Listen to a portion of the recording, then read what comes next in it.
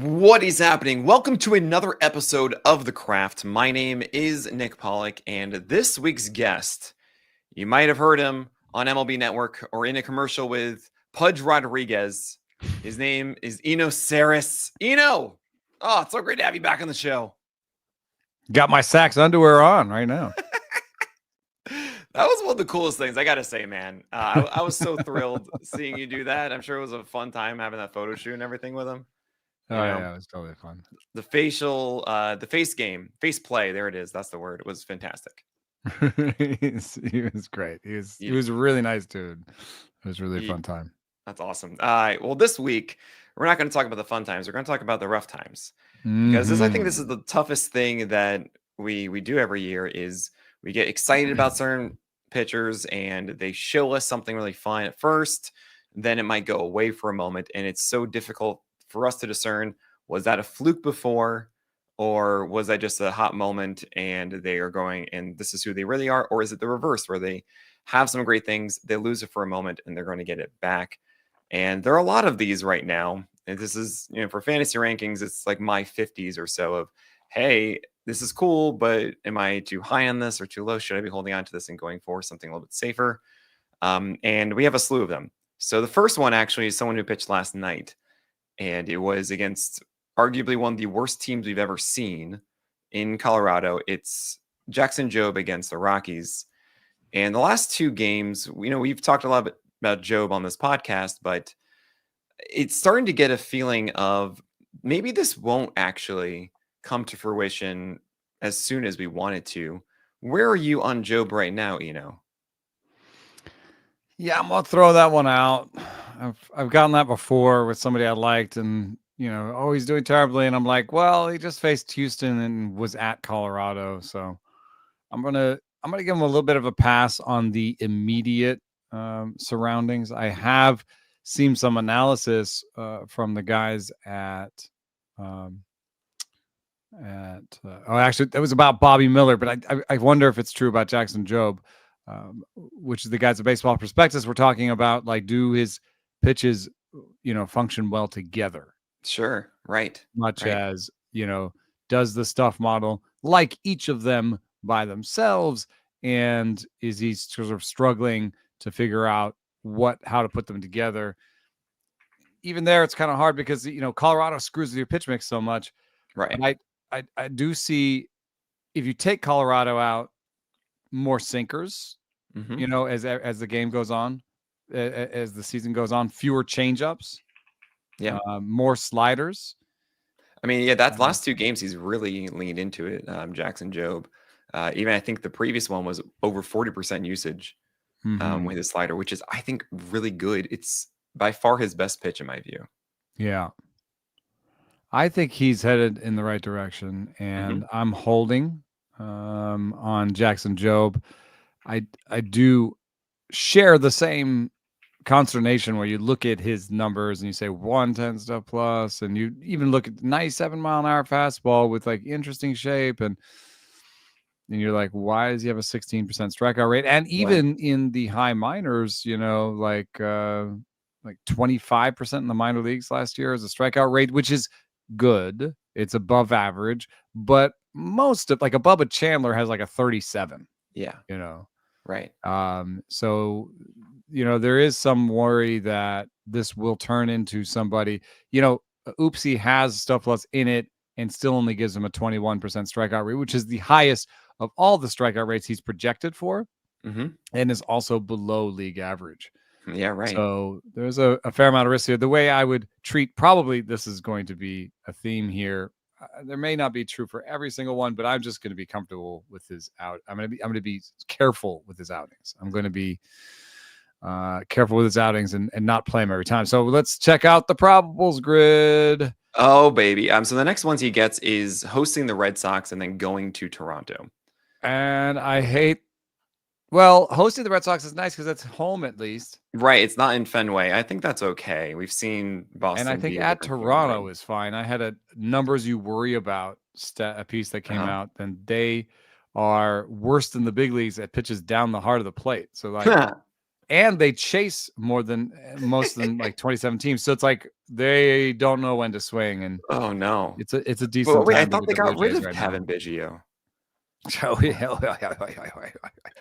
Oh, okay, but yeah, the Jays are not doing the things you want them to do as an offense, which means that you should be okay with Jobe with it. One of the things that I've been at least been positive about with Jobe is that I haven't expected him to just show up and be great.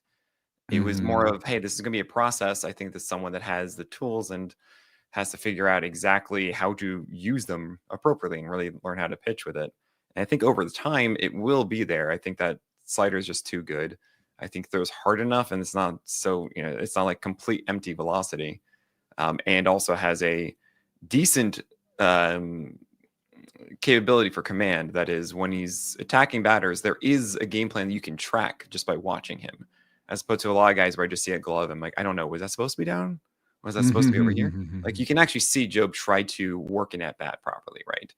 I feel like that's a very important threshold for rookie pitchers, particularly to see like how can you develop from here.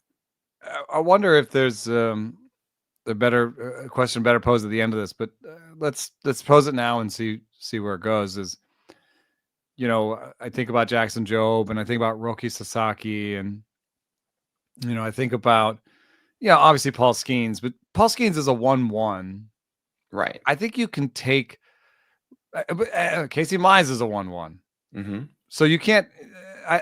Let's leave Paul Skeens in. Are you comfortable losing a shot at Paul Skeens if it means being right on more rookies and sort of generally waiting for the rookies to prove it, sort of deal? Like I had Jackson Jobe 86 going into the season. He didn't have a job yet. Right. And then in my last ranking, I was him 61, mostly reflected that he has a job. It's in a nice park. I would like to start him probably about half the time. That's what a 61 means for me. I feel like that's being cautious. Now with Sasaki, I guess the hype got to me, and we had some crazy projections on him. So I had him 20 going into the season. It's probably not a ranking that caused a lot of people to draft him based on what I had him, but maybe it was. He dropped so hardcore once I started getting the early stuff numbers down to 77. 77 stuff. No, 77. Oh, that was the rank. Okay. Ranking. Yeah. But I mean, even 90 stuff.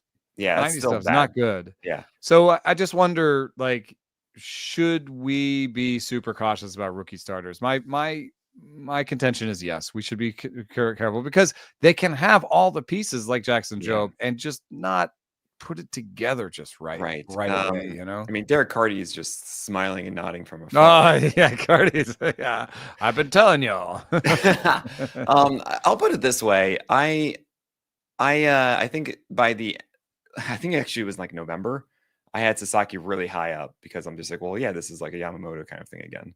And then I found out a little bit more about him, and I think from the spring, and I pushed him down further, just saying, hey, he'd be baby too much. He needs a third option. The four-seamer doesn't miss bats, but it still should be good.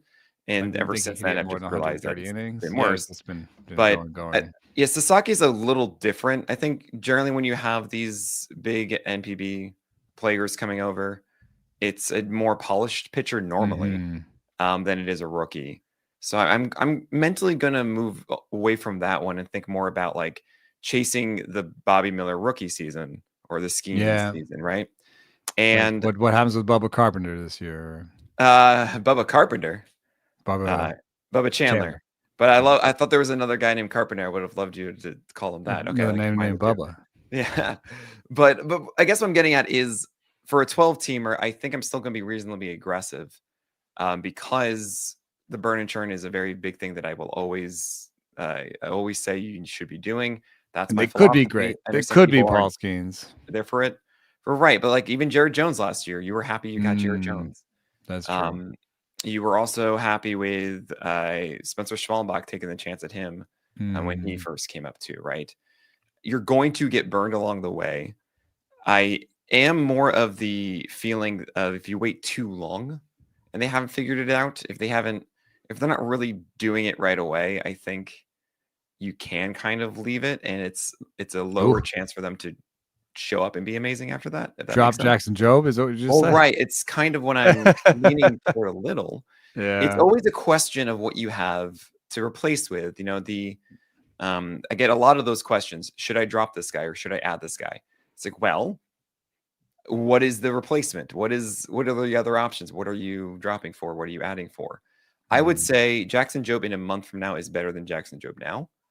And I'm with you in that I think you do stick with him, but I am realizing the ceiling is lower than I initially intended, or at least believed it would be, especially spring of 2024. My gosh, I was so enamored. And I don't know if we can really ever get to that 30% strikeout rate that we really want to see for Jackson Jobe, right? We think this overpowering guy, just because the four seamer and the sinker are going, batters are chasing after that and they're making contact with it. They're not failing to do so. And that's the big worry and red flag for me, is that he can't eclipse like a 20% CSW on these fastballs and sinkers. I don't know how he corrects that. We talked about that in a previous podcast.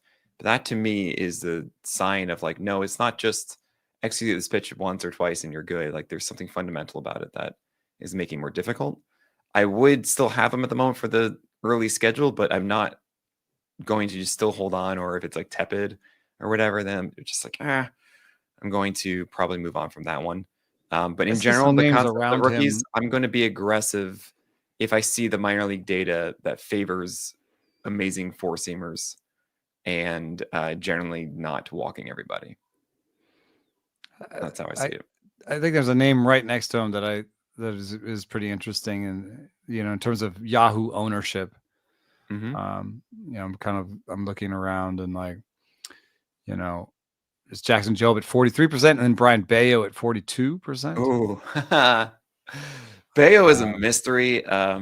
Ranger Suarez at 40%. Clubhouse, like the show, that they were just like, how does Bayo attack? Like, we just want him to attack, and he still doesn't. He's very passive of throwing strikes when he should be throwing strikes, Brian Bayo, which is why I see multiple starts where it's like the sinker, changeup, slider. You get two of those working. It's not just because if he gets lefties or righties in a game. It's just like, pick two, Bayo. Which one do you want? Yeah.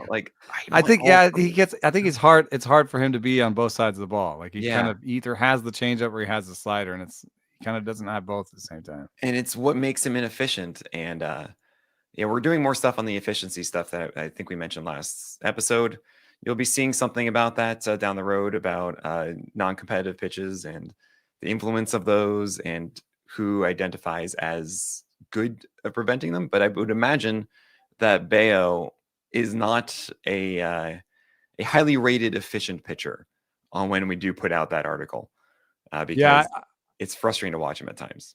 I don't think that's an obvious switch I would make. And you can even see 12 strikeouts and 17.2 innings so far. He's not going to be a big strikeout guy for you. So you're not being like, oh, I'll pick up Bayo and at least he'll give me strikeouts where Jobe didn't. Clark Schmidt's stuff is down a little bit. He's right there. Yeah. Ranger Suarez, his stuff was Suarez is interesting. I probably would lean him. You would probably take him out of the I mean, at least over Schmidt and Bayo. David Peterson is right there. So Peterson, I really like. Do you like David Peterson? I have not for forever, but I've been trying to figure out how he even does it, because there's not really something you can point to and be like, oh, it is this. And I'm in a discussion right now with Matt Eddy. Maybe answer that. I have an idea. Matt Eddy from from Baseball Prospectus we just had a little mini David Peterson discussion, and he was like, it's a good slider. He doesn't give in. He has a little bit of that Snellian, like, fine, I'll walk you.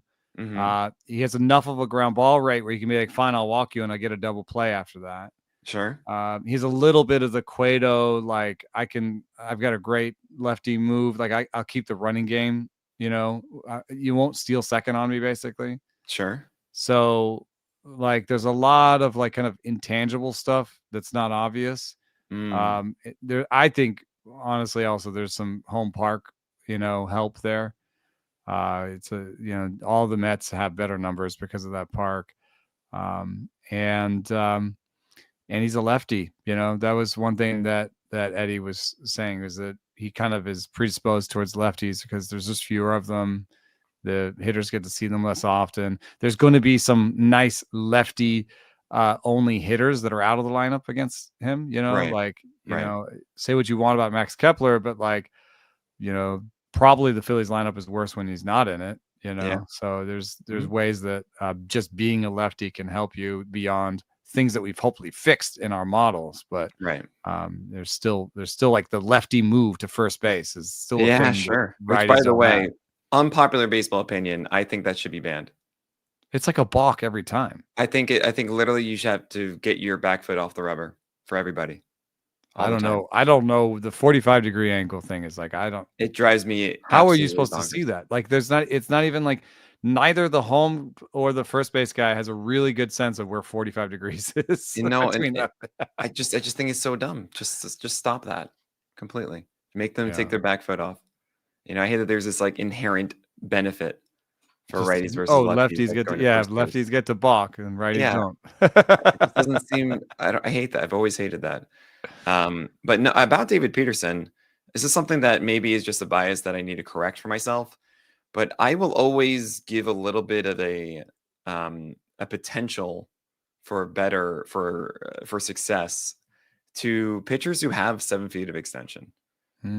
You're able to. I mean, that to me just says you're lowering you're making the tunnel harder to pick up, right? You're just getting a later date, lowering the response time spot, right? So when you have that, it squeezes more out of everything because of it. Especially if you have fastballs and sinkers, four seamers and sinkers inside the zone with it, and then you have the slider and then change up off of it. And I think it just inherently makes a better potential for success on a given night. And it's kind of why I'll always say that Bailey Falter one day will get traded to some team that like the Rays, and all of a sudden we're like, oh, Bailey Falter, oh my gosh, how's he doing this? Because he's like a 7.2 extension guy. It's how Joey Cantillo had his success, right? He's like a 7.4 guy with a really good changeup off of that fastball. Bailey Ober, that's how he survives at 90 and change. So I see that from David Peterson, and then I see, he gets a lot of swing strike on both the changeup and the slider. As long as those are down, he does the Blake Snell blueprint, four seamers and sinkers, more elevated, and so that's how he works. The problem is that he's never, kind of like Bayo, it's rare to see everything working, and it drives me nuts. Like, I know you want it to be working too, David Peterson. I just want the best for you, man. I just want to do that. So I think that's why I lean more in David Peterson than say Bayo or I don't remember who the other one was. Ranger Suarez and Clark Schmidt, because I do see that threshold, I think, or that bar is a little bit higher with him. I thought Clark had gotten to the point like David Peterson where he'd kind of dialed in his approach and knew who he was, but I don't think he has good enough command. Honestly, I think that's the thing about him, is that he just doesn't always. It's like it was cutters and curves, and then sinkers and sweepers, right? Yeah, and some cutters to right-handers, but it's always just like he's always battling himself so much every game. And it drives me up. The mechanics are a little bit weird for me because he's so hunched over, and I know that he's trying to stay more stacked, but I also know that that's something that the rest of the league really wants, is to stay stacked and to be vertical through to the plate. And his whole like starting position is like kind of hunched. He has this little he's got this thing, is that what Roy Halladay did? I'm trying to think of the person who used to do that too. I don't know. Wasn't not Roy? There's someone else. It looks like he's trying to be athletic and like stay on the tips of his toes. And I guess there's a pitcher once told me that like there are pitchers that are more in their toes and pitchers are more in their heels. That's interesting. Clark is like definitely more in his toes, and I think that costs you in a bunch of different ways. Apparently, landing on your heel engages your glute, your ass muscles more, and can actually give you velo. That's a big Wes Johnson thing. So, that's always been a big thing about also like, do you land open or land closed and spin open? And that's probably heel or toe variable, right? Too, I would imagine landing open is more on your toe than while the heel and spin open. And I actually was just watching this prospect. He's thrown 100 from the left side, Blake something on the Red Sox. I should know this.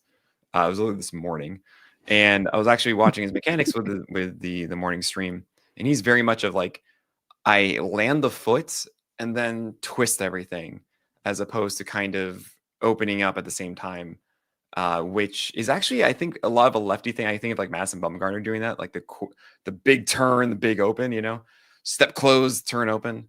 Richard Fitz? Richard Fitz. No. Red Sox guy? You What asking did you who I'm- say? Yeah. It's like Blake something is in high Oh, A. Blake. Oh my gosh. I really should just have this in front of me. This is embarrassing, guys. But he throws 100, and he's had these absurd starts so far in high A this year. He was a 5th round pick for the Red Sox last year in 2024. But he looks great. Terrible camera angles, no data, but I can just tell you that it's a filthy breaking ball also off of that, 2 of them. Blake Holub or Wyman? Yeah. Wait, say them again? Holub? And? Wyman? No, not Wyman. It's Holub, I guess. I don't think it's Wyman. I don't know. He was awesome. Go find the guy that threw 100. It was drafted 5th overall, 5th round by the Red Sox in 2024.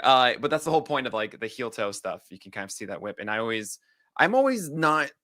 I'm more in on the. I feel like I'm on the toe side, because the heel one just feels like you're not getting out as far as you can, while the toe one means that you're not stopping and going and like keeping it back.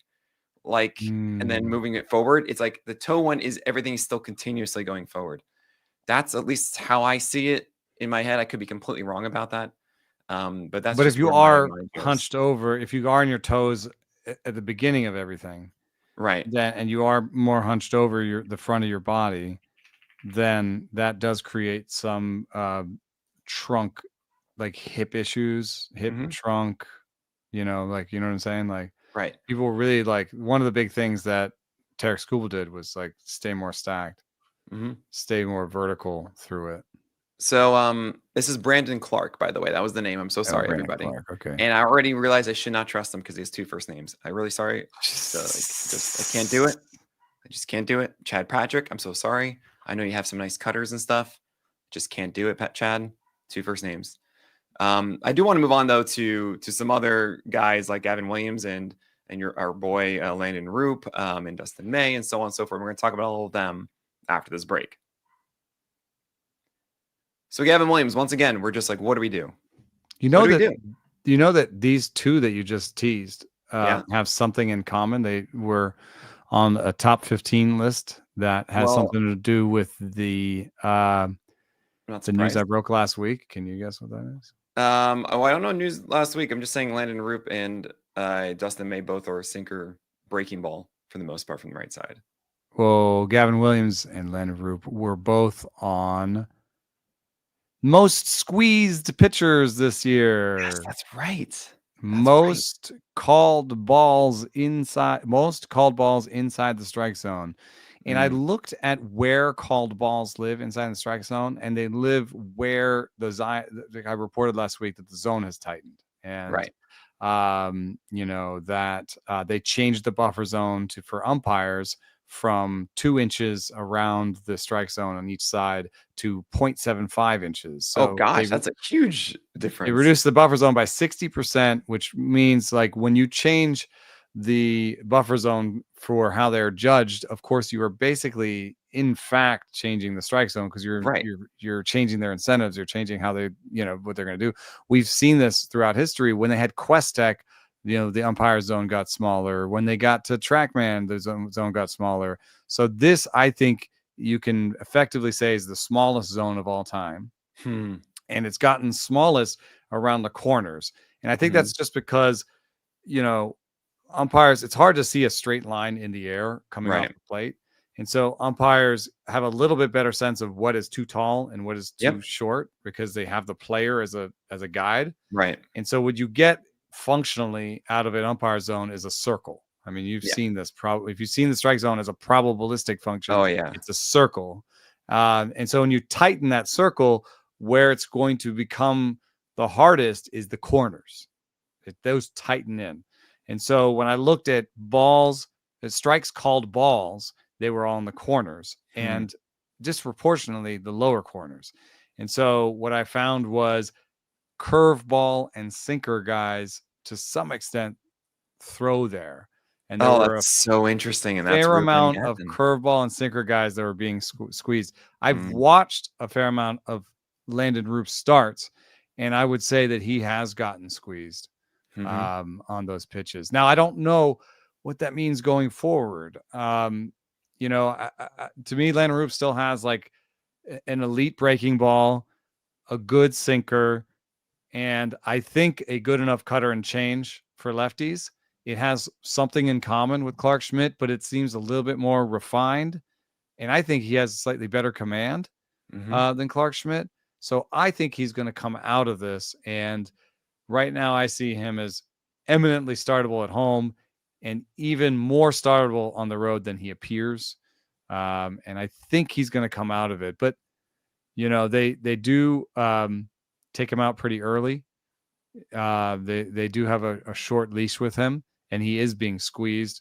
And it isn't an arsenal where I can say this checks all the boxes and, you know, don't worry about anything. Right. You know, he's going to have some days where he's struggling against lefties. So, you know what's funny? It reminded me of something with Landon Roop's sinker. He's been getting a ton of horizontal movement at times with it. And I mean, we saw 20 inches worth in San Diego at the end of April. And then I remember the same day was Michael King getting so much horizontal movement as well. Wind. And then I asked him yesterday, I was like, hey guys, is the wind different or something in San Diego? Is there something going on when they were tracking? He goes, oh yeah, the wind has just been, I don't know, something changed in the stadium, but the lateral wind is just way different right That's now. the most sinker movement he had all season. And you can see it with Michael King as well. Him in San Diego, his sinker movement is insane. So that's something and interesting. Look at that. That was one of his worst walk rate games too. And I imagine, that doesn't surprise me too much because those sinkers inside went a little too far. Yeah, hearing Kate Povich mention like, oh yeah, the best sweeper I threw laterally. Well, I tried to backdoor it to Judge, but then it just went too far, and then I let a home run. Oh man. And it's kind of interesting. We really praise movement, but we should be praising consistent movement because the pitchers can't locate it if it's moving differently all of a sudden. Which is an interesting thought in that. I had a conversation with Max Bay once that I wanted to study the standard deviation of pitch movement, and that could be a measure of command in a way. It was interesting because it was like one of those times where he was just like, no. And I was like, what? He's like, what are you predisposing? What are you saying here? What do you think is going on here? And I'm like, smaller deviation, that a pitcher who can that a pitcher that can like repeat his shapes is going to have more command. That's what I'm saying. You know, yeah, right. But he I don't know. He didn't seem to. He didn't like run it at all. He never ran it, and he wasn't interested. You know, that's so funny. You run into that with you. Like I'm sure there's been a time where Kyle's been like, no, I'm not doing that. Well, no, it's not that. It's that he still does it, and he goes, yeah, Nick, there's nothing here. Yeah, right. Anyway, thanks a lot, man. I mean, that was a lot. But I mean, like if you look at Gavin Williams too. What's that? Oh, Gavin Williams. Yeah, please. Well, if you look at Gavin Williams too, he had 40/50 future command grades coming up, which is sort of borderline. But he had a 9.6% walk rate last year, 10.7 in 2023. The minor leagues never really had bad walk rates, never really had really good ones. So I guess, I think part of the story here is being slightly squeezed is going to make somebody who has slightly good command, hurt a little bit. Right. Well, and then the other thing is I think the cutter's coming in, and I believe the cutter will be a big deal. And I'm still in. It's still a really good curveball. The velocity's there. Well, that's the thing. Okay, so this is the and you like guys with extension. Yeah, I know. He's an extension boy. This is why I love Gavin Williams. He's an extension boy with 97-mile-per-hour four-seamers that is an unbelievable floor of what should be of quality, and then you just need consistent strike pitches underneath it. And this is kind of my mentality a lot that I understand can conflict a lot with others who are like, okay, this is the projection of him, this is who he is, and that's this kind of thing. And I think what is so hard for us is to recognize, all right, this guy is going through this period. However, how easy is it for him to not be that guy, to be a different one, to be something that has a different result? And a lot of them, it's just like, well, I don't understand what you just need to have a brand new pitch, or you need to have a, completely change what you do. And then it's like, well, yeah, we don't like that guy. Right. Right. But I think a really good example is Robbie Ray, where the beginning of the season, the walk rates looked like it did before he had his He was on the major most squeezed breakout. list too. Right. Oh, sorry. He was on the most squeezed list too. Oh, All is those he really? sliders Oh, to the that's bottom weird, corners. actually. Yeah. That's actually very strange. But about Robbie Ray, though, is the walk rate to me is actually very understood, because his approach early in the season was just like, hey, I'm just going to throw fastballs all the time. Yeah. And then I'm not really going to turn to my slider or changeup or curveball, and they're not going to get strikes. And you can just say, well, hold on. He used to throw a lot of sliders for strikes and also have this curveball that would get him for strikes. And maybe that changeup helps, but really those You could things should say come back. he could start doing what he used to do and he'll be better. Right. And that's sort It's of like, what he well, what ended is up the doing. thing that would make him better? Is it just be better? Or is it, hey, it's pretty logical that this guy is going to go back to the slider that he used to have a little bit more than like 70% four seamers, which is just an anomaly. And that's what Robbie Ray has done, right? And all of a sudden now the walk rates are more in line with what we wanted to see the last 3 games from him. And That's so I pretty look at Gavin funny. Williams, it's the I same kind talked of to, idea. I Sorry? was talking to a group of Giants pitchers late April, and I said Justin Verlander was saying that he thinks we should just legislate it, and starting pitchers have to throw 100 pitches, and we can put in, that's the rule. And he says we can put in things like, oh, if you're injured, or if it's like the 9th inning and it's closer than 2 runs, or throws You them throw through, over like 30 in an inning. like a save situation, or Yeah. 35 in an inning, or Yep. they have all these rules. But basically the rule is you're a starting pitcher, you have to throw 100 unless something else has gone terribly awry. I don't like it, but I was admitting that there is a precedent for this rule, which is the three batter minimum. Yeah. So it's not like we've never done this before. The 3 batter minimum did have some success in reducing the amount of times we have to wait through a pitching change. And it didn't really screw large portions of, like, there are still kind of loogie-esque pitchers that managers are just like, oh, there's 2 lefties here and I'll use them to end the inning. There's still ways to use a loogie. For anybody who's listening who doesn't know what loogie is, a lefty 1-out guy. Loogie. Yep. So anyway, so we were talking about the game, and I was like, well, what about the fact that sometimes the game polices itself, and there are like analytical findings that we're now incorporating into our best practices in front offices that will lead to more length out of your relievers. And my examples were Louis Polis wrote a piece saying that like every pitch your starter throws today lowers the bullpen ERA tomorrow. Yep. And so I was like, that's a finding that says I need to get more out of my starting pitcher today. I was also like, in that finding, he found that people are leaving they're taking their stars out too early, according to him, by analytics. So it's like, okay, it's not just like some crank, yelling at crowds. Right. This is like a former R&D guy for the Phillies saying, look, I can prove it. You're leaving them, you're taking them out too fast.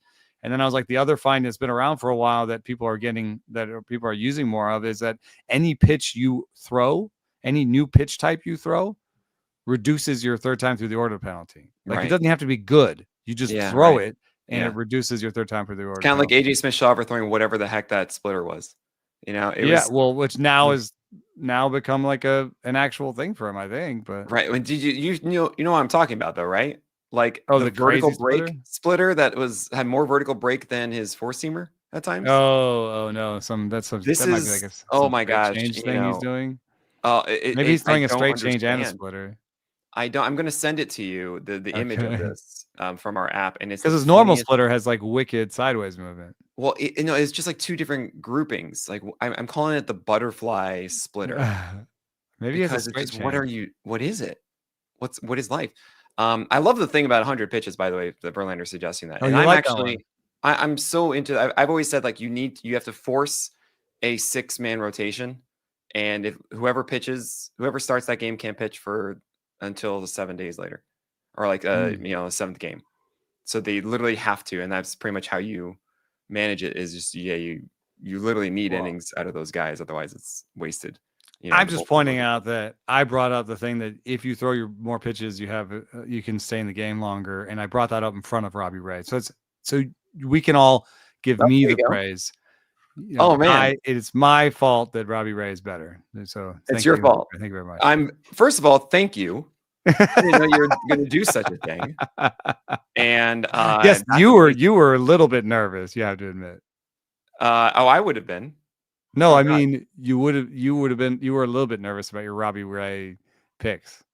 No, never. This was so weird, and I got so many people on Reddit yelling at me, being like, "How dare you?" Now he has a 2 ERA, I have at 2.28 still. I'm like, he's not this. This is so stupid. He's just gonna throw more sliders and he'll be fine. And everyone just kept yelling at me.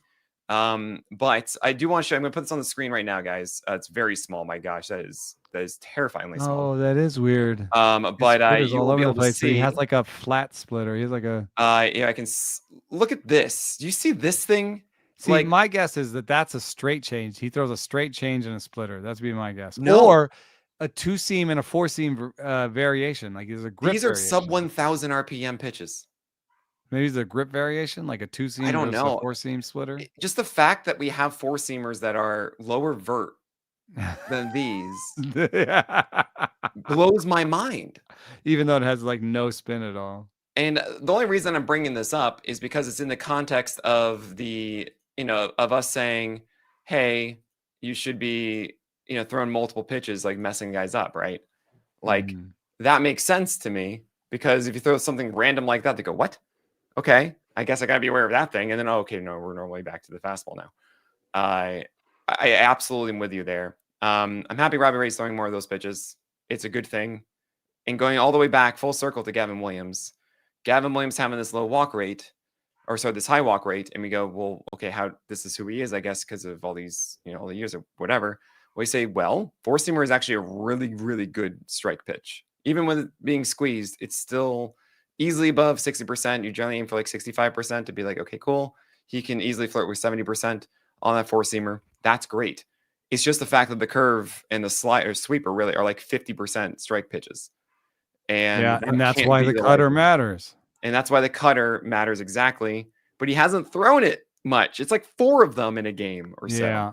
And the one amazing game that Gavin Williams had, both the curve and the sweeper were like 65 to 70% strikes. And it's like, okay, you introduced it, but you didn't need it. So then when you don't have the others, you're going to throw more of them, right? And I feel like it's the Anakin Skywalker to Padme meme. And you go, right? You're gonna throw more of them, right? Oh God. And so I'm just waiting for that. And that's actually why I'm still in, is because it's just at some point that should happen. And I will feel a lot better about it. But we're not there yet. And maybe I'm just wish casting too much about it. It's very frustrating, And I understand everybody listening right now being like, I don't know what to do. Tell me what to do. I'm like, can I ask him? Can anybody just please be like, Gavin? I'm a full hold. And something I'd point out, who have we done so far? Landon Roop, Gavin Williams, and we did Jackson Jobe.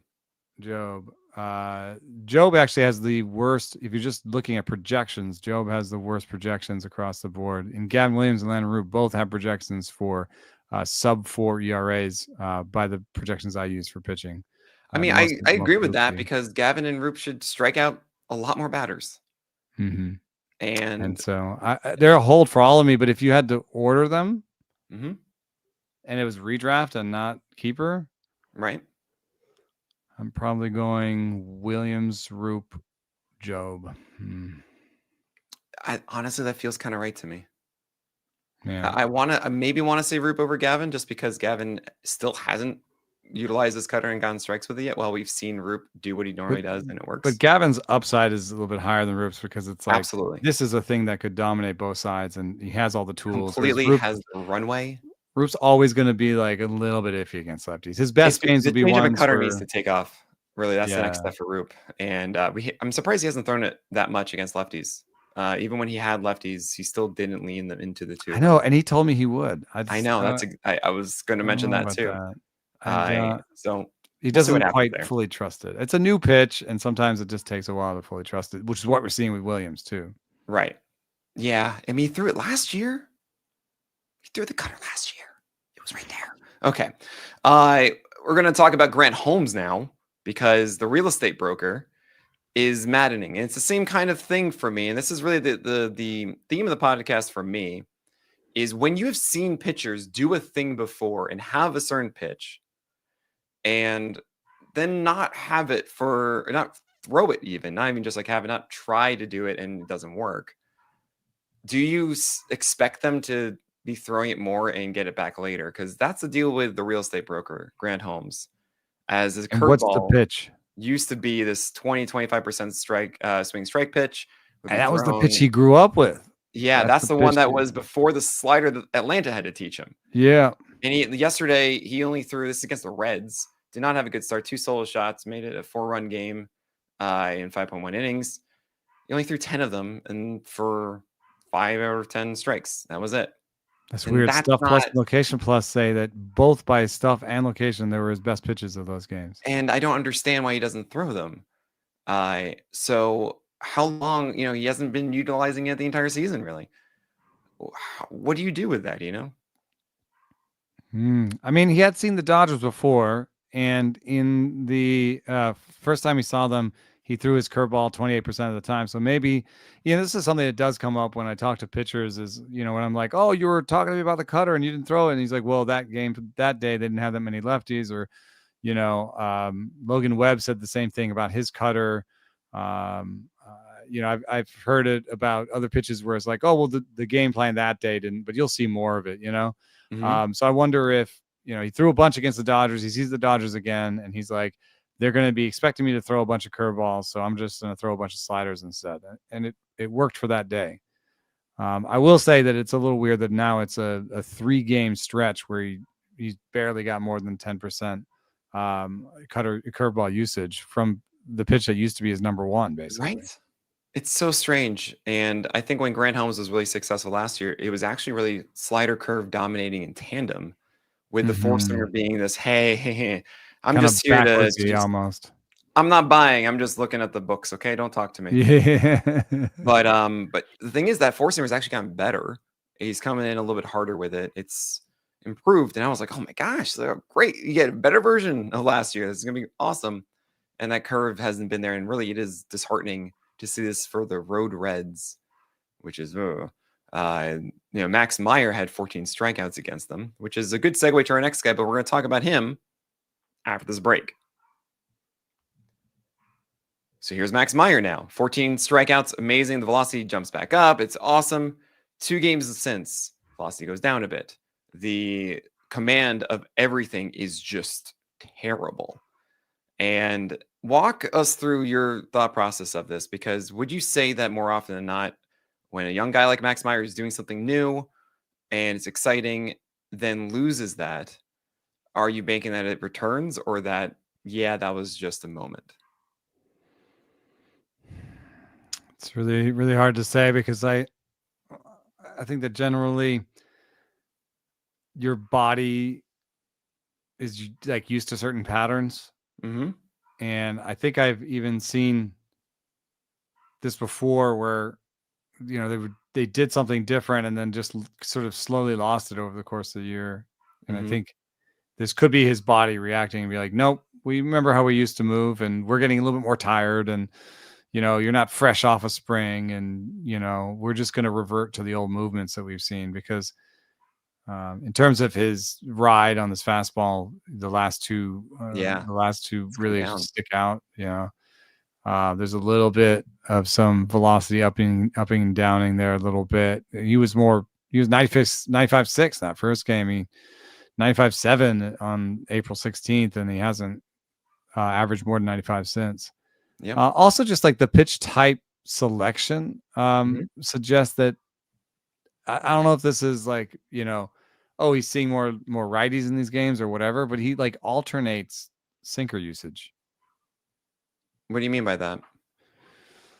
15% against Pittsburgh, 6% against Atlanta, 20% against the Mets, 9% against the Diamondbacks, 13% against Cincinnati, 8% against Seattle, 23% against the Athletics.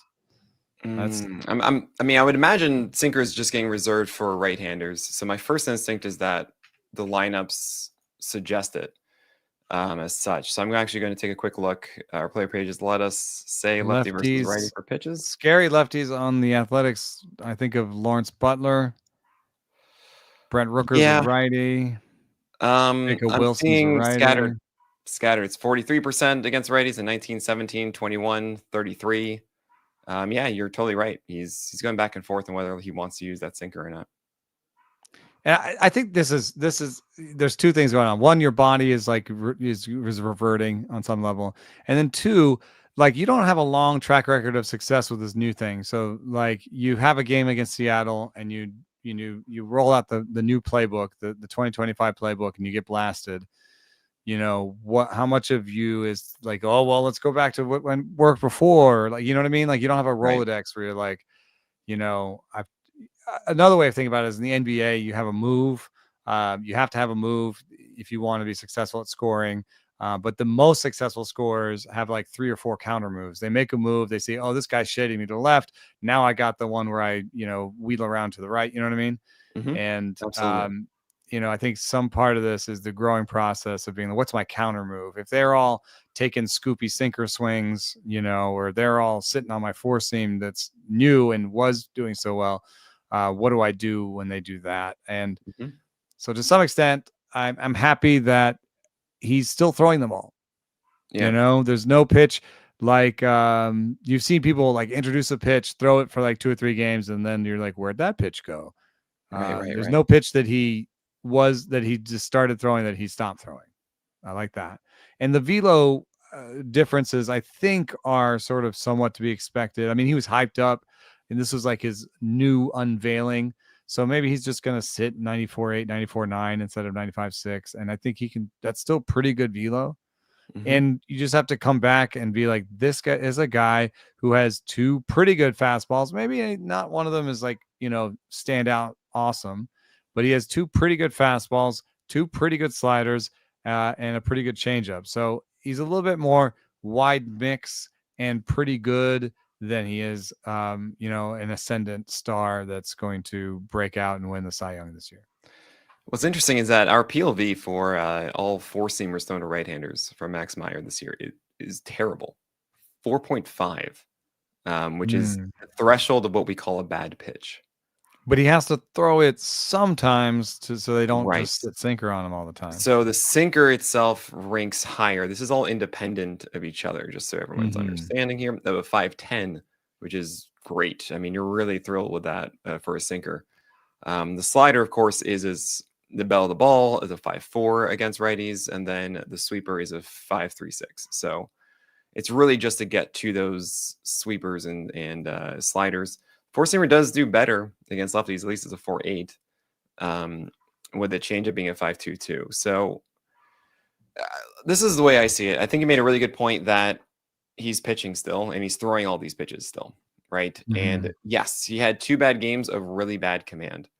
I don't think that the command is completely gone. I think that Max Meyer is still going to be an effective pitcher over time. Is this his moment of adversity? I mean, I talk about all the time of, I love the young guys when they have that moment of adversity, because that means when they come out of it, it's more stable. It's that second move they develop, the counterattack, right? The counter move. So he gets the White Sox next. And I feel like, Max Meyer, here you go. This is your confidence boost. This is the game that you should feel like you throw all the strikes, you do the normal thing, and it should go well, and you feel as if, okay, cool, I can adapt moving forward, right? Then he's got a real problem start after that, because at Cubs before day off, that's probably a day game. So a day game at Wrigley on the 14th. With if you can know ahead of time if the wind's blowing in or out, then you'll know whether or not to pitch him. But I might almost not pitch him if I didn't know that, if it's like a weekly league and I had to decide ahead, because the Cubs offense is really great. And if the wind's blowing out, that could be a really tough one for him. You want to take a wild guess on the team he faces after that? It's in Miami. He's Tampa. No. It's Cubs again. Oh. That's annoying. That's not the best schedule. It's like 1 out No, of 3 I it's like chose, even but if you get sucked back in with the White Sox, it's like, yeah, but you get the Cubs next twice. I mean, here's the thing. Okay, yeah. I'm going to give you a theoretical. Uh, uh, if Max Meyer goes out and he looks great, what are you doing? I'm still sitting him against the Cubs, and I'm Okay. hoping that he has a decent game against the Cubs, and I start him against the Cubs at Yeah, home. that sounds right to me. So if you've already dropped them, don't feel so bad because if it's it's okay that you wouldn't start him for the next two probably anyway. With Max Meyer, I do want to In get to the terms of Rays though. projections and where he Yeah. fits in our group, projections wise, he's more Jobe than Rupin Williams. Mm. And I think that there's a sort of a grouping there where it's Roop and Williams are the sub 4 guys. Max Meyer is like right at 4 basically, and then you've got Grant Holmes and who's the other guy? I mean, there's Dustin May we Jobe. haven't talked about. Jobe, who's like And more of Jobe, yeah. a 4-2 guy.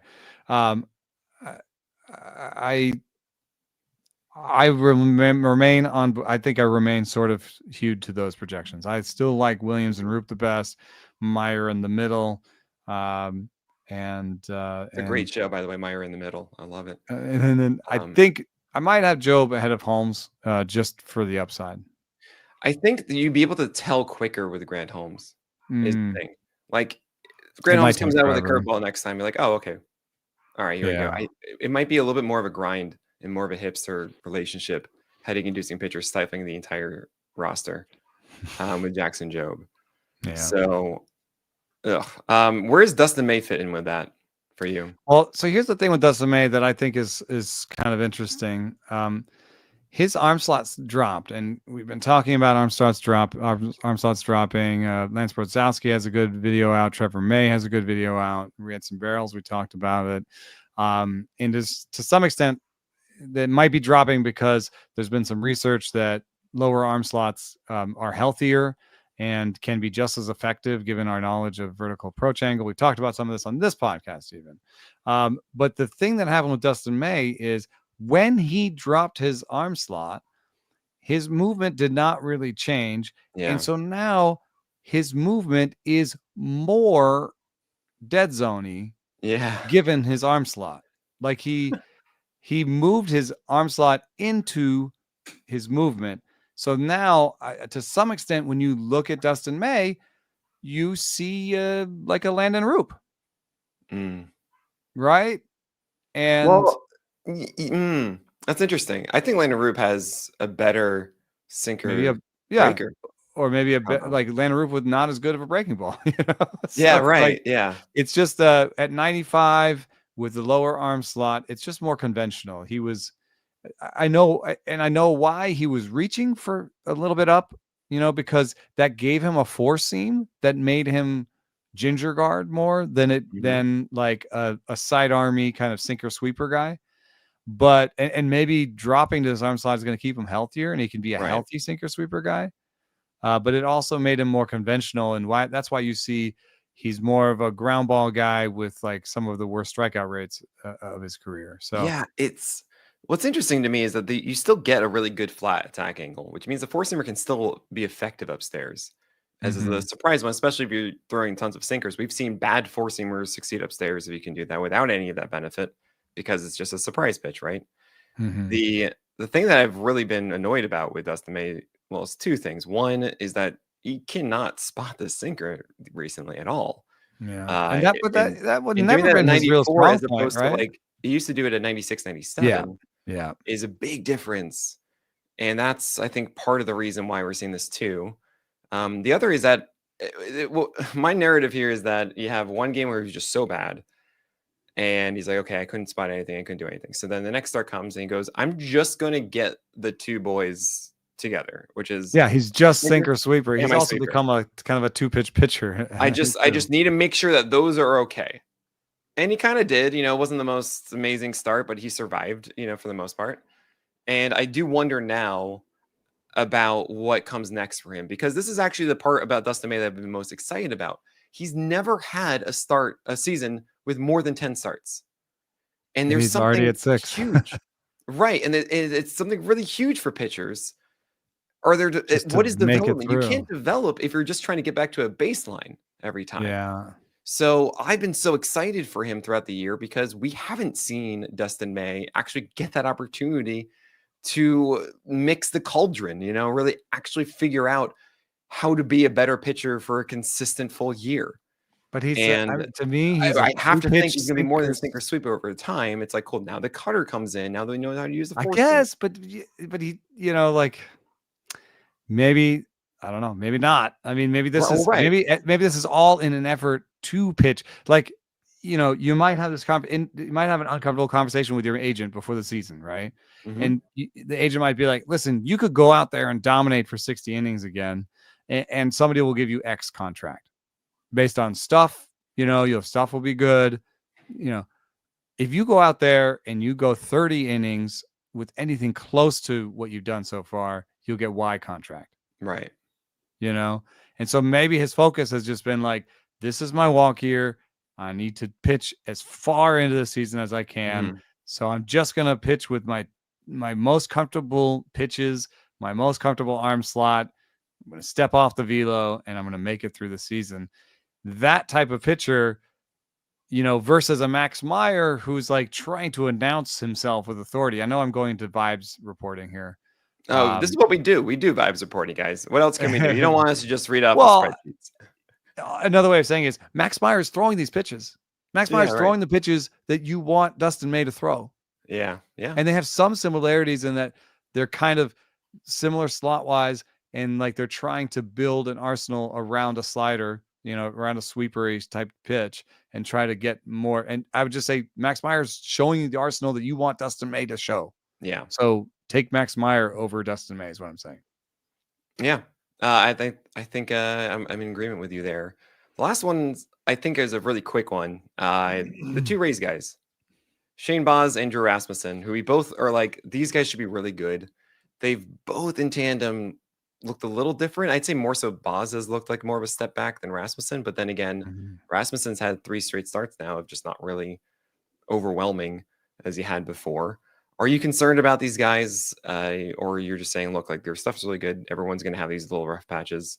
This shouldn't be something that's a problem in the long run. I'm not actually concerned about Drew Rasmussen. I can move that one aside. I think he's probably my favorite pitcher we talked about today. So Clearly, yes, put him at the top of this list.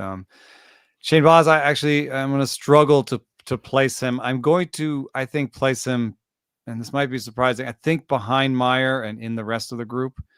There's some things he has in common with Jobe, which is kind of like, extended demonstration of turning stuff into results, right?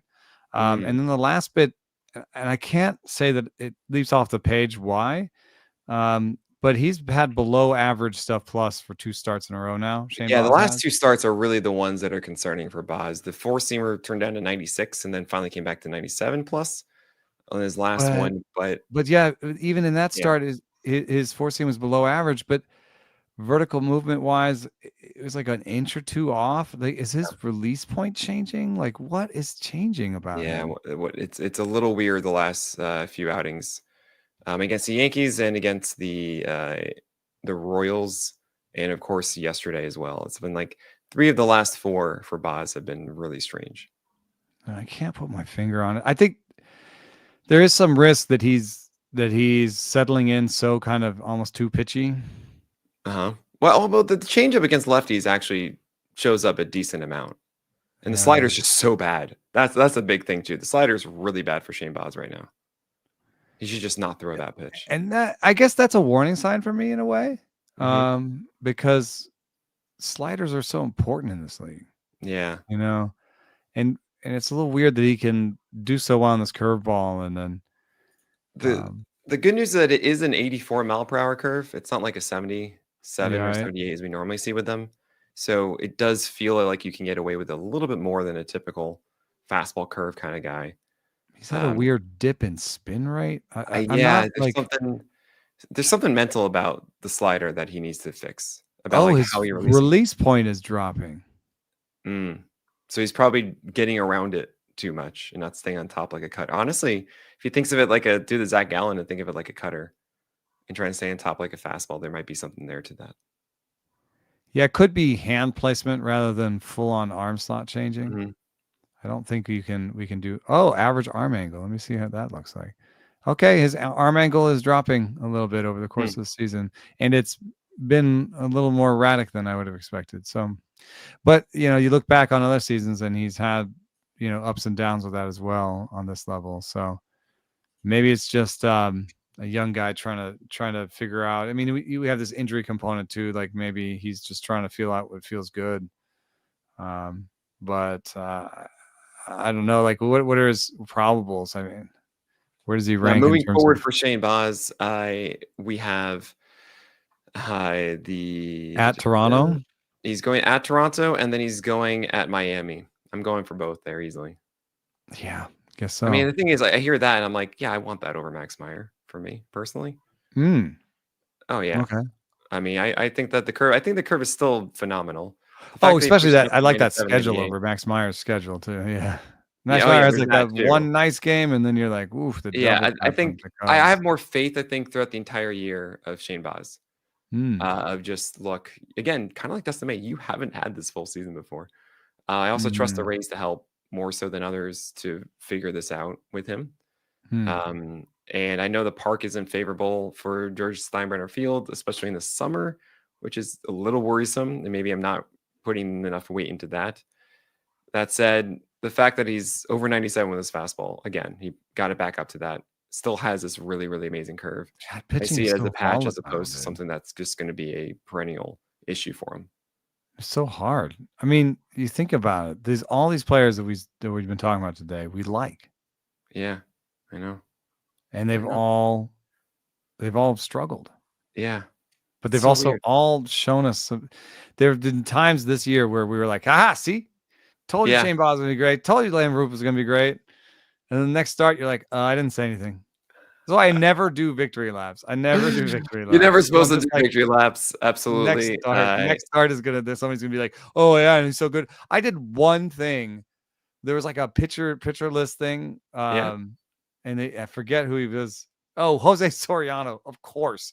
The pitcher list was like, it did a Jose Soriano sinker, and I was like, I told y'all he was good, and then he immediately gave up 2 homers in the next 2 innings to Jose Ramirez, and I was just like, Pitching Ninja, or is it actually us that put out that thing? I But forget, but I we was call it just pitcher like, list thing. I'm like, I'm right here, yeah, no, it was a pitching ninja, man. So. Fusion. Let's keep that going. Yeah, But no, but but I no, just right. Actually, I used to never, do gifts like never, that all the never do time on that. Twitter where I would put out a thing and then they go, yeah, but then what happened? I'm like, I don't care. Yeah, I right. don't, let me just celebrate this really cool pitch. Yeah, Okay. right.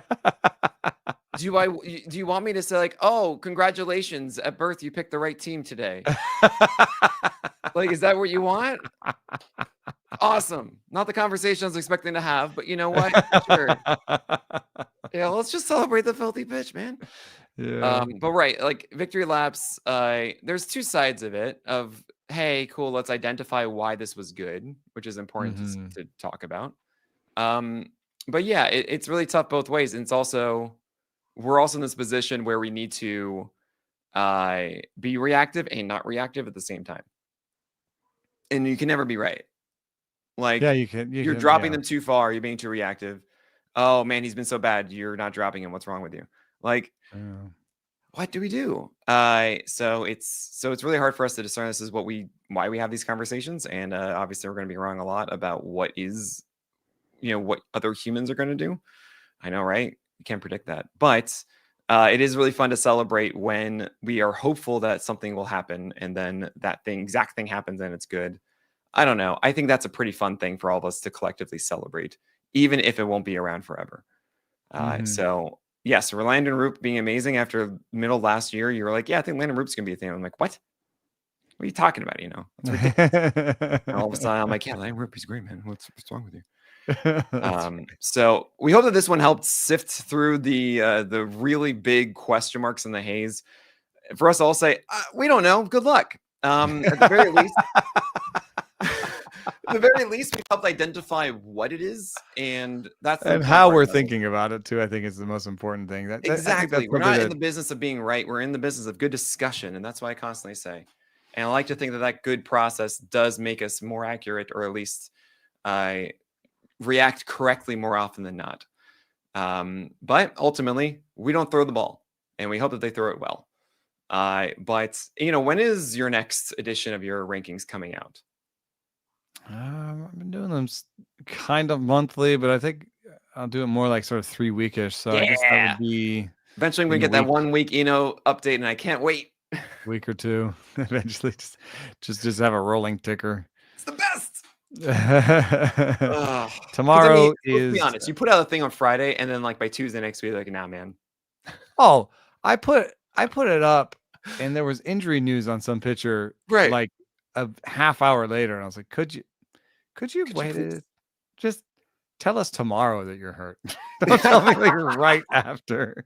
They're about to announce to go. We just got word that Eno Sarris just put out his rankings. We can't. Can we push tomorrow? Just wait a little bit. Okay, we'll push the announcement later. We don't need that extra reliever today. No, we don't. I did have a pitcher that told me that that Don Cooper, the White Sox pitching coach that was like so legendary, and that we used to write all these pieces about how do the White Sox keep their pitchers healthy. I had a pitcher tell me, yeah, he just told us not to report any injuries.